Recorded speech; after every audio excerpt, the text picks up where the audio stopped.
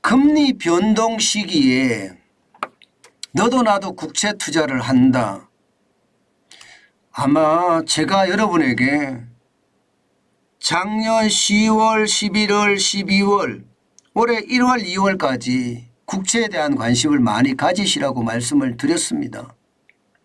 실제 그때 국채를 사신 분들은 2월까지 사셨어도 국채가 그렇게 손해보지는 않을 겁니다. 예. 제가 이런 말씀을 드려서 그런지 개인들이 말입니다. 국채를 어마무시하게 사들입니다. 이거 한번 보세요. 2년새 개인이 국채를 보유한 보유액 증가율입니다. 와, 엄청나죠? 이거 잘못 쓴 거 아닙니다. 네. 147.21%가 아니라고요. 1472.1%입니다. 장난 아니죠. 예. 제가 봐도 진짜 장난 아닙니다. 예. 이 정도까지 늘어났을 줄이야 지표로 볼 때 짐작도 못했어요. 지표를 보고 나서 알게 됐습니다. 여러분 보세요. 지금 2021년 물론 2021년이 개인이 국채 보유한 금액이 굉장히 작습니다. 9,145억 원이니까 굉장히 작아요.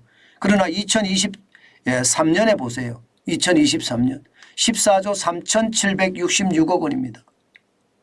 지금 1월에서 9월 8일까지만 하더라도 1472.1% 13조 4,621억 원이 늘어났습니다. 더 늘어나겠죠. 더 늘어날 겁니다.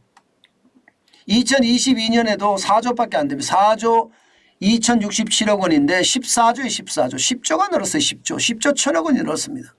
어마어마하게 늘죠. 많이 갖고 있었다고 하는 근래의 어떤 연도는요. 2015년입니다. 3조 3,661억 원. 그런데 이게 늘어나는 게 보면 너무나 많이 늘어나죠. 무섭게 늘어나죠. 예. 2017년에 줄어듭니다. 2조 6,795억 원. 2019년에는 더 줄어듭니다. 2조 2,637억 원. 2020년도 줄어들어요. 2021년까지 폭망. 그리고 2022년 4조 2,067억 원. 난리도 아니죠. 제가 여러분들에게 채권 사라고 이야기할 때 그때가 2022년 10월, 11월, 12월 그리고 올해 1월, 2월이었습니다. 딱 그때 다 산 거예요, 사람들이. 물론 지금도 삽니다. 지금도 채권 사느라고 국채 사겠다는 사람들이 많거든요. 지금도. 그만큼 말입니다. 국채가 부자 되는 수단으로 떴습니다. 왜 그러냐? 국채라는 건 여러분 채권이라는 것은 기본적으로 말입니다. 이자가 급하게 올라가잖아요. 이자가.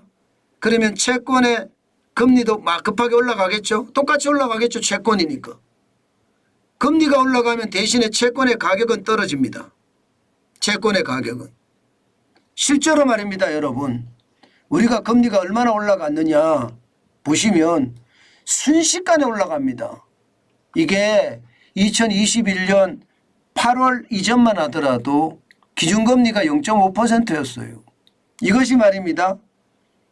지금 2023년이에요.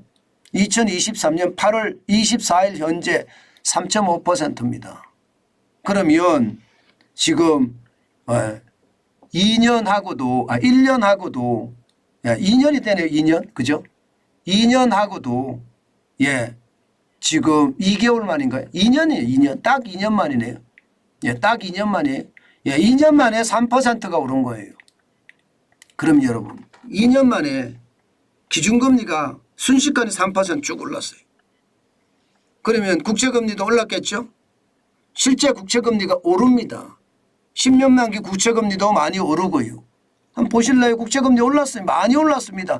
작년 12월 21일에는 10년 만기 국채금리가 4.655%까지 올라갔어요. 지금 8월 22일 현재 3.986이거든요.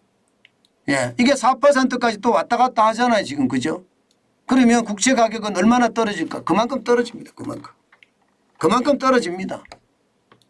채권이 올라가는 만큼 떨어져요. 물론 심리가 작용을 하죠. 이제 인하 시기가 다가왔다 이런 이야기가 나오니까. 금리가 인하되면 어떻게 될까요? 채권 금리는 내려가고 채권 가격은 올라가겠죠. 그죠? 그러나 아직까지는 금리를 인하할 조짐이 안 보입니다. 지금 채권에 대한 어떤 상황이 굉장히 많이 팔려 나가는 이유입니다.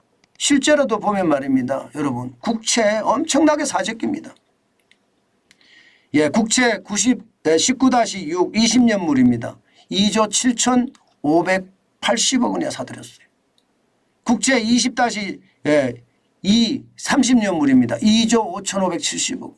국채 20-5도 2조 3,158억 원이고요. 국채 23-2도 30년물인데 6,704억 원. 국채 20-4 10년물인데요. 이것도 6,552억 원 사들입니다. 국채 굉장히 많이 사죠. 그런데 더 중요한 것은요. 더 중요한 것은 요즘 말입니다. 시장을 계속 보는 사람들이 이제 금리 한 번 더 올릴 거 아니야. 금리 한 번 더 올리고 그 다음에 올리겠어? 한 번 더 올릴 수는 있을 거다. 그러면 또 채권의 금리는 올라갈 거고 10년 만기 국채 금리라는 게 일반적으로 시장 벤치마크 금리거든요. 또 올라갈 거예요. 채권의 가격이 더 떨어질 거고. 그러면 사람들이 어떻게 할까요? 채권을 더 살까요? 아마도 더 살 겁니다. 더 살 거예요. 그만큼 말입니다. 지금 10년 만기 국채 금리가 또 올라가기 시작했잖아요. 10년 만기 국채 금리가 이렇게까지 올라가면 저는 당연하다고 생각합니다. 당연하다고. 10년 만기 국채 금리가 이렇게까지 올라가는데 액면가가 그만큼 떨어진다는 이야기잖아요. 그만큼 그죠?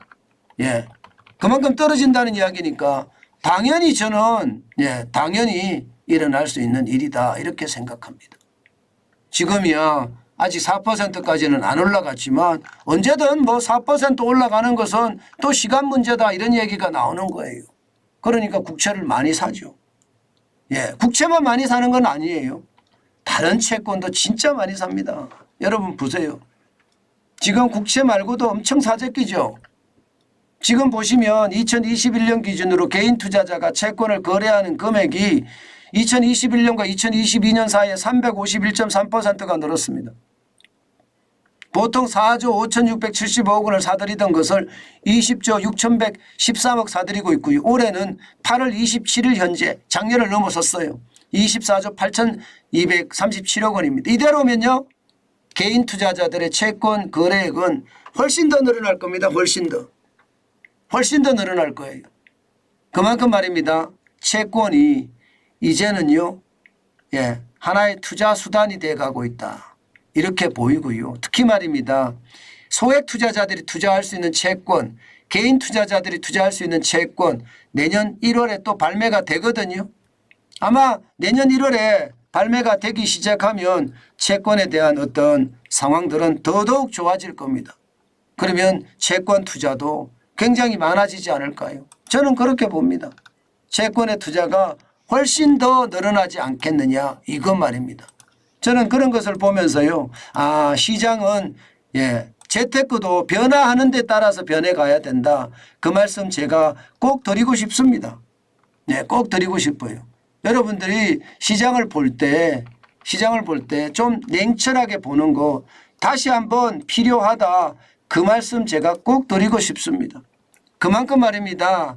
시장의 변화는 굉장히 많고요. 재테크라는 것도 그만큼 투자를 변화가 심하다는 거 아니겠습니까? 그만큼 시장의 변화가 크다는 건 저는 굉장히 좋은 시절이라고 생각을 합니다. 그렇기 때문에 시장의 변화 우리는 한 번쯤 보시면서 시장을 가는 게 좋겠다. 그리고요. 투자라는 게 그렇습니다.